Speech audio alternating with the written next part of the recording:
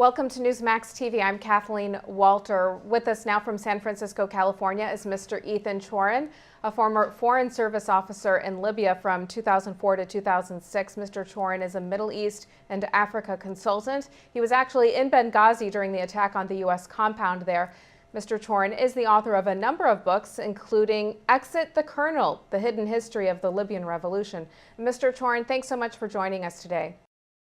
Good morning. Thanks for having me. Well, first, I understand you had been speaking with Ambassador Stevens in Benghazi the day of the attack. Can you share with us what you were doing there and how you came to speak with the ambassador? Yes, I was working for the previous few months with a team of colleagues on an effort to increase trauma medical capacity in eastern Libya. And Ambassador Stevens had been aware of the project and extremely supportive. And we had been exchanging emails and had a long phone conversation during the hours leading up to the attack. And as far as you know, did Ambassador Stevens have any concerns about his security that day?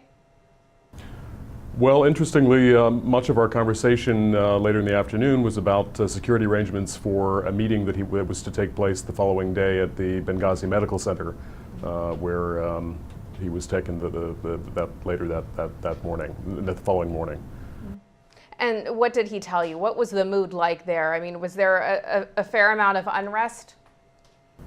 Well, superficially, the city was very calm, but that was not an unusual situation. What was troubling was the number of attacks that were and incidents that had preceded this particular the attack on the U.S. mission. And certainly we were aware of the risks that we were taking going in there, and I find it hard to believe that Ambassador Stevens was not also very much aware. The tenor of the conversation we had was one of concern. It wasn't something that he took lightly. And we still don't know exactly what the focus of his trip to Benghazi was. One of the many unconfirmed theories is that he was there to discuss with Turkish officials the arming of the Syrian opposition. Was he planning any other meetings there in Benghazi that you know of, in addition to your meeting with him the following day? I certainly wasn't aware of his schedule and was unaware that he was going to be there. One of the one of the things that has been a bit concerning to us has been the fact that one of the purposes of his visit was claimed to have been to meet with us and to discuss hospital-related matters, and I can confirm that that was not the case. That made it into was repeated by the media and made it into several publications, as well as President Obama's UN General Assembly speech. So when the attack occurred, can you tell us what it was that you heard, what you saw, and when it did occur, was it clear to everyone in Benghazi that this was a terrorist attack? Well, I wasn't with, just to correct, I wasn't with his bodyguard. After we actually learned from the Libyan authorities that something was going on at the compound just prior to a conversation that I had with one of Ambassador Stevens' security detail. And at that point, it was clear that something was very wrong. You have said that the U.S. intervention in Libya was a contributing factor in the deaths of 4 Americans, including Ambassador Stevens. How come? Well, actually, what I had said was that, in fact, our inability to protect our personnel in Libya contributed to political instability in Libya currently.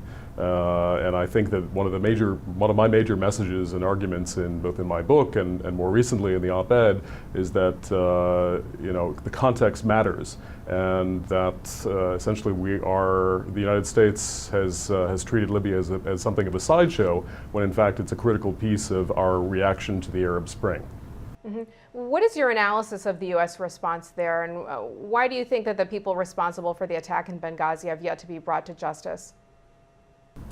Well, I think it's an extraordinarily complicated situation. There are certainly lots of political and social and other factors, which, as well as just general chaos, which makes it very difficult to identify exactly who was behind these attacks. It's certainly ironic that much of our presence there in the lead up to the attack was focused on better understanding many of these extremist elements. So the fact that we were caught by such surprise, I think, is very problematic. Should President Obama have anticipated the rise of radical Islam in the wake of the Arab Spring? I think that President Obama has done many things right with respect to the Arab Spring. I think the 2009 New Beginning speech was a critical element, in which he said that the United States would stand with the Arab street against tyranny.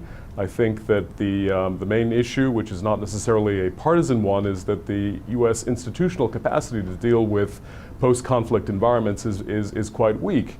And there's this constant tension on the funding side between Congress and the State Department, and between the State Department and clandestine agencies regarding resources and priority, essentially. And I think that's where many of the issues lie at the moment. Mm-hmm. Last question for you, Mr. Chorin. Congress is investigating how the Obama administration handled things the night of the attack, and also whether the White House engaged in a cover-up. Do you have any additional information about what happened that might prove helpful to congressional investigators? No.